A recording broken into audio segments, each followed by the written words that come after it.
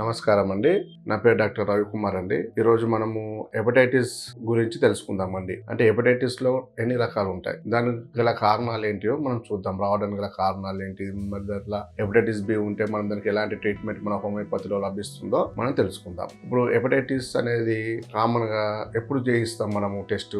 HbSAg అని test చేయిస్తాం. HbSAg positive ఉంది అంటే హెపటైటిస్ బి వైరస్ ఉన్నట్టుగా నిర్ధారిస్తాం. మరి ఆ టెస్ట్ ఎప్పుడు చేయించుకుంటాం అంటే, చాలా మంది ఎప్పుడైనా బయటకు వెళ్ళినప్పుడు, అవుట్ ఆఫ్ స్టేషన్కి వెళ్ళినప్పుడు, ఇక్కడ యూఎస్కి వెళ్ళాలి, ఎక్కడైనా దుబాయ్కి వెళ్ళాలి, ఏదైనా వర్క్ పరంగా అవుట్ ఆఫ్ కంట్రీకి వెళ్ళాలి, అలాంటప్పుడు కొంతమంది టెస్ట్లు చేయించుకుంటారు. నార్మల్ టెస్ట్లు అంటాం, కొంచెం బ్లడ్ శాంపిల్ టెస్ట్ చేయించుకుంటారు. అందులో హెపటైటిస్ బి HbSAg టెస్ట్ కూడా చేయిస్తారు. అందులో అప్పుడు బయటపడుతుంది. కానీ చాలా మందికి సిమ్టమ్స్ ఉండవు, వాళ్ళకి ఎలాంటి లక్షణాలు కనపడవు. కానీ హెపటైటిస్ బి అనేది పాజిటివ్ గా ఉంటుంది, వైరస్ అనేది ఉంటుంది వాళ్ళ లివర్ లో. ఈ హెపటైటిస్ బి అనేది లివర్ లో వచ్చే వైరస్ అండి. ఈ లివర్ మొత్తం ఇన్ఫెక్షన్ గురవుతుంది ఈ హెపటైటిస్ బి వైరస్ వల్ల. కాబట్టి ఈ హెపటైటిస్ బిలో మనకు టెస్ట్ చేయించుకోవడానికి చాలా కారణాలు. కొంతమంది ఏం చేస్తుంటారు, ఎక్కడైనా ఆర్మీలో వెళ్ళినప్పుడు కానివ్వండి, పోలీస్ డిపార్ట్మెంట్కు వెళ్ళినప్పుడు కానివ్వండి, కొంతమంది సాఫ్ట్వేర్ కంపెనీలో మధ్యలో హెల్త్ చెకప్ చేయించుకున్నప్పుడు కానివ్వండి, అలాగా అంటే ఆ టైప్లోనే మనకు హెపటైటిస్ బి అనేది కొంతమందిలో పాజిటివ్ కనిపిస్తుంది. అలాగే కొంతమంది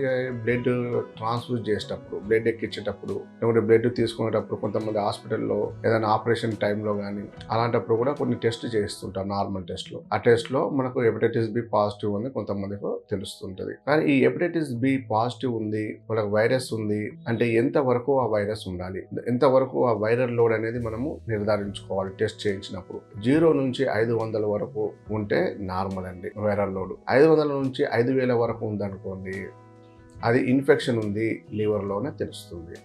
5000 నుంచి 2.5 లక్షల ఎబో ఉంది అంటే కొంచెం లో రిస్క్లో ఉంది, లివర్ కొంచెం పాడయ్యే అవకాశాలు ఉన్నాయండి.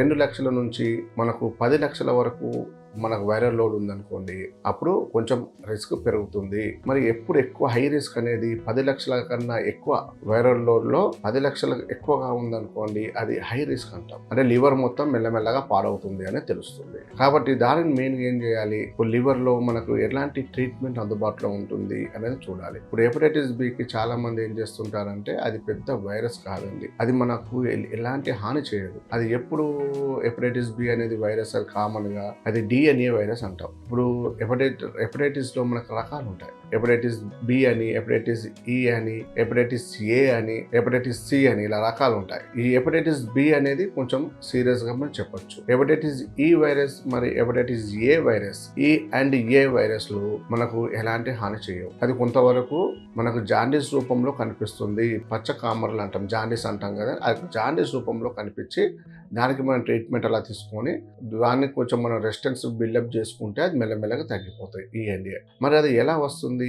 ఈ వైరస్ ఏ వైరస్ అనేది కంటామినేటెడ్ వాటర్ వల్ల. అంటే ఏదైనా మనము బయటకు వెళ్ళినప్పుడు వాటర్ సరిగా లేకపోవడము, ఏదైనా కలుషితమైన ఆహారం తీసుకున్నప్పుడు, కలుషితమైన వాటర్ తీసుకున్నప్పుడు, అలాంటి క్రమంలో బయట ఎక్కడైనా మనం మోషన్కి వెళ్తారండి, ఎక్కడైనా చెరువులో కానీ నీటిలలో కానీ, అలాంటప్పుడు అక్కడ మన ఫీకల్ మెటీరియల్ కలిసినప్పుడు, అలాంటి వాళ్ళు వాటర్ తీసుకున్నప్పుడు మాత్రం ఈ అండ్ ఏ వైరస్ శరీరంలోకి వెళ్తుంది. దానివల్ల అలాంటి ఇబ్బంది ఉండదండి, అది నార్మల్ చేసుకోవచ్చు. కానీ హెపటైటిస్ బి అనేది మనకు DNA వైరస్ అంటాం. అలాగే హెపటైటిస్ C అనేది RNA వైరస్. అలాగే మనకు కోవిడ్ వైరస్ ఉంది, అది కూడా RNA వైరస్. HIV ఉంది, అది కూడా RNA వైరస్. ఇలా డిఫరెంట్ టైప్స్ ఆఫ్ వైరస్లు ఉంటాయి. వీటికి మనకు హెపటైటిస్ బి వైరస్ కు మనకు హోమియోపతిలో మంచి మెడిసిన్స్ అవైలబిలిటీ ఉంటాయి.